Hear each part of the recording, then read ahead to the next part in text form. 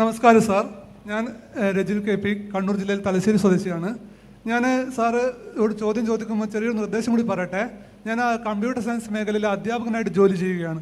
അപ്പോൾ നമ്മളെ കുട്ടികൾ കുറേ ആൾക്കാർ മറ്റുള്ള സ്ഥലത്തേക്ക് പോകുന്നുണ്ട്. അത് യാഥാർത്ഥ്യമാണ്. അതിൻ്റെ പ്രധാനപ്പെട്ട കാരണം നമ്മൾ കാലോചിതമായിട്ട് സിലബസ് പരിഷ്കരിക്കുന്നില്ല എന്നുള്ളതാണ്. നമ്മളിപ്പോൾ +2 പഠിപ്പിക്കുന്ന കമ്പ്യൂട്ടർ സയൻസ് സിലബസ് വളരെ സ്റ്റാർട്ടിങ് സ്റ്റേജിലുള്ള സിലബസാണ്.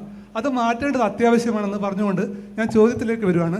സാറുടെ ഒരു പ്രസ്താവനയിൽ പറഞ്ഞൊരു കാര്യത്തെ പറ്റിയിട്ടാണ് എൻ്റെ ചോദ്യം. ഇപ്പം നമ്മൾ അതിവേഗ റെയിൽ വരുമ്പോൾ നമ്മൾക്ക് പ്രായോഗികമായ ഒരുപാട് ബുദ്ധിമുട്ടുകളുണ്ട്. പിന്നെ അതിൻ്റെ ഫീസിബിലിറ്റി സ്റ്റഡി ശരിയായി നടത്തിയിട്ടില്ല എന്നാണ് ഞാൻ വിശ്വസിക്കുന്നത്.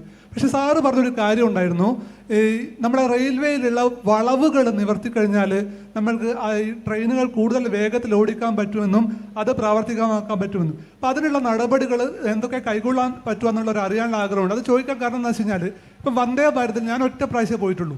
ആ ടിക്കറ്റ് ഫെയർ വെച്ചുകൊണ്ട് നമ്മൾക്കത് ദിവസം പോകാൻ പറ്റൂല. പക്ഷേ ഞാനിപ്പോൾ എറണാകുളം പോകുമ്പോൾ ഇൻ്റർസിറ്റി പോകുമ്പോൾ ഒരുപാട് ലേറ്റാണ്. അപ്പം നമ്മൾക്ക് സാധാരണക്കാർക്ക് ഇപ്പം വളരെ പ്രശ്നമുണ്ട് റെയിൽവേയുടെ കേസിൽ. അത് പാളം നിവർത്തിക്കഴിഞ്ഞാൽ അത് വളരെ ഒരു പരിഹാരമാവും. അതിനുള്ള നടപടി എങ്ങനെ ചെയ്യാമെന്ന് ഉദ്ദേശിക്കുന്നതെന്ന് പറഞ്ഞാൽ കൊള്ളാമെന്ന് ആഗ്രഹമുണ്ട്. ആദ്യത്തെ ചോദ്യത്തിൽ ഞാൻ ക്ലിയർ ചെയ്ത് പറഞ്ഞു കഴിഞ്ഞു. കാരണം കോഴ്സിൻ്റെ കരിക്കുലം ഗ്ലോബൽ ജോബ് മാർക്കറ്റ് നിരീക്ഷിച്ച് കറസ്പോണ്ടിങ് ആയിട്ട് ചേഞ്ച് വരുത്തണം.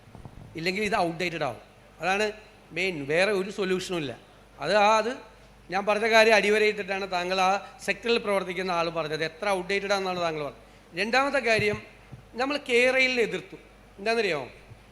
300 കിലോമീറ്റർ ദൂരം 30 അടി ഉയരത്തിൽ എംബാങ്ക്മെൻറ്റ് കെട്ടി കേരളയിൽ.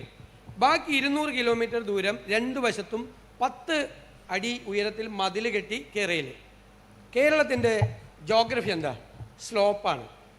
നദികൾ ഇങ്ങോട്ട് ഒഴുകുകയാണ്, 41 എണ്ണം. മഴ പെയ്താൽ വെള്ളം കടലിലേക്ക് എത്തുവാണ്. ഈ സാധനം കെട്ടിവെച്ചാലുള്ള സ്ഥിതി എന്തായിരുന്നു?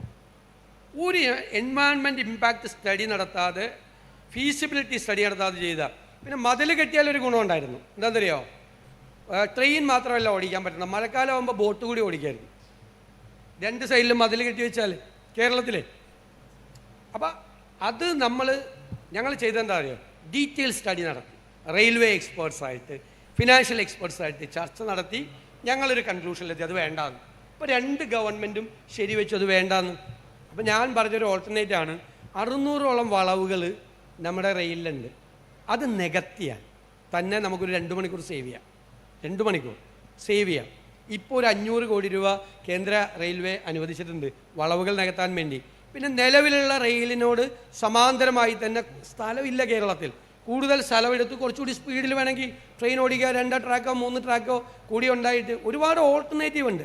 ഞാൻ പറഞ്ഞില്ലേ, ഏത് പ്രോജക്റ്റ് കൊണ്ടുവന്നാലും ക്ലൈമറ്റ് ചേഞ്ച് നമ്മുടെ ഇവിടെ വേണം, മനസ്സിൽ ഉണ്ടാവണം.